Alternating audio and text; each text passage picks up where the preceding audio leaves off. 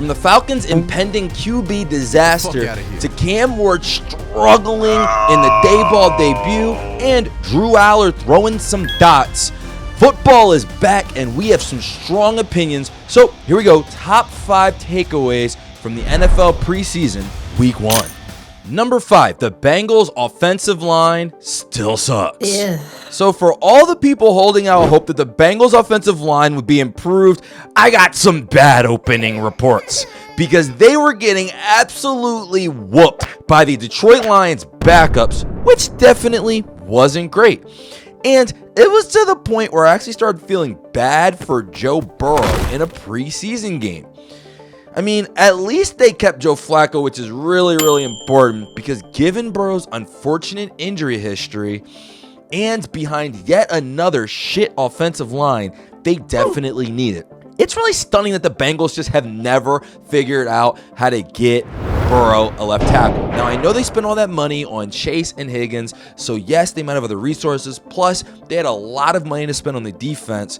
However, as we know, the Bengals, they didn't really necessarily have to rebuild their defense in the way that they did a couple of years ago. They used to have Jesse Bates and other defenders.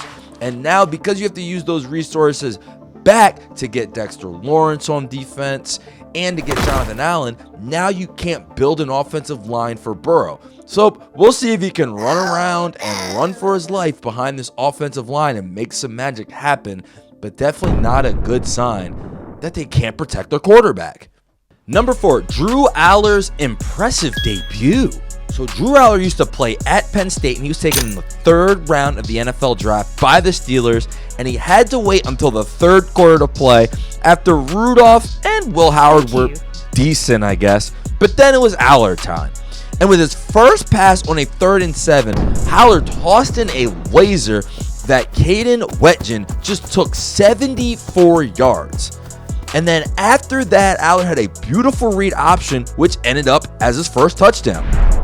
And really, you expect up and downs from a rookie start, specifically in preseason, but Allar was just great all day. Look at this, on a 5 wide, he reads the blitz and slings it in quickly for a first down.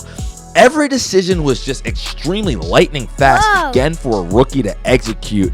And when nothing was open fast, Allar showed the ability to dance around the pocket, show some poise, and then make something happen.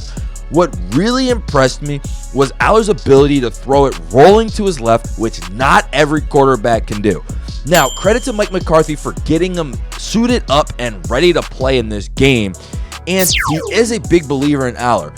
First and foremost, if we go back to the draft process, when we drafted Drew, we felt like we were getting a first-round pick. However, for the Steelers, this is a great sign as they finally might have a quarterback in the future. And even though it's a little early to start the QB controversy, I'm sure that they would love to see this guy and this arm talent play for them this season. Number 3, the Browns quarterback competition. All right, here we go. Update on the Browns quarterback competition that none of us knew was happening until this training camp. Deshaun Watson, the old highly paid Browns quarterback who was still hanging around the roster, he came in, and to start the game, he was cool. He had some back shoulder passes, which were really good throw. He even had a good throw under pressure, which was impressive. Now, he did have a rough fumble, which was on a 4th and 2, but he had to hold on to that longer, and it was a 4th down, so you kind of want that to happen. Now, for the most part, Watson was 10 for 11, but he threw a lot of screens and easy passes, so he had some tough passes, but nothing crazy. And I don't know, his style's just kind of boring, you know? Not really getting the juices flowing. And now here comes Shadeur. I tried to temper my expectations, but he looked so good early. Look at this crap. And then this. Just a nasty throw under pressure on a 3rd and 12. Just an unbelievable money throw. Like, what are we even talking about? Why does Shadeur not already have the starting spot? And why is there this competition? Like, he's so calm and poised, and even under the pressure, which the Browns offensive line struggled, he was still able to move in the pocket. Like, it just doesn't make any sense. No, Shadeur, why? Bro, that pass was just high, inaccurate, and was just a terrible floater and awful interception. Which, of course, if you've been paying attention, that was his whole issue last season. And now, I gotta take a step back off of the Shadeur hype train. I like Shadeur, and I love the talent. I like how fun he is to watch. However, if he just keeps doing the sloppy shit like dropping the snap and of course that interception that we showed, I just can't keep pounding on the table for him. At some point, I can't want Shadeur to be successful more than he does. And then it all crested when Tony El Tigre, the Karate Kid, asked this question on our Lumia Sports Live every Sunday. Is Shadeur better than Bronny? Is he better than Bronny? Huh? It's a good question. Number 2, Cam Ward's rough Dayball debut. So just last offseason, Cam Ward was seen as the prize of the cycle, with Brian Daboll taking over the Titans' offensive coordinator job over other high-profile jobs in the NFL. And then ultimately Cam was a big factor. Have a lot of confidence in this young man. However, the 2025 first overall pick did not start off glowingly. He just was missing a lot of easy gimmies, which honestly is the whole point of the preseason. Especially for someone who you know is going to be your starter, you want him to hit these easy passes. But while these awful misses are definitely a problem, remember that last year Cam was also inaccurate with the 3rd worst completion percentage in the NFL. My bigger question for Cam Ward is, will he finally realize that he can't run away from NFL defenders? And in only 11 throws, our opening views from the preseason is no, he has not learned. Again, this is still a new system, and Cam is still learning, but until he realizes where his strengths are, these struggles will continue because he can't get away from these NFL defensive linemen. And taking home gold, number 1, the Falcons QB Disaster. No team in the NFL looks like a bigger mess right now than the Atlanta Falcons.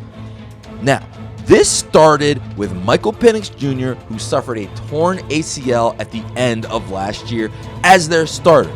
But this isn't a concern according to Penix. So I have an amazing ACL. I went and saw the doctor, before camp started. He's like, this is an amazing ACL. He's like, you should never have any more knee problems for the rest of your career. Good to know. Now he can work on his inaccurate passing and his lack of winning games. However, bigger than that was that the Falcons' contingency plan stepped in and started in the preseason.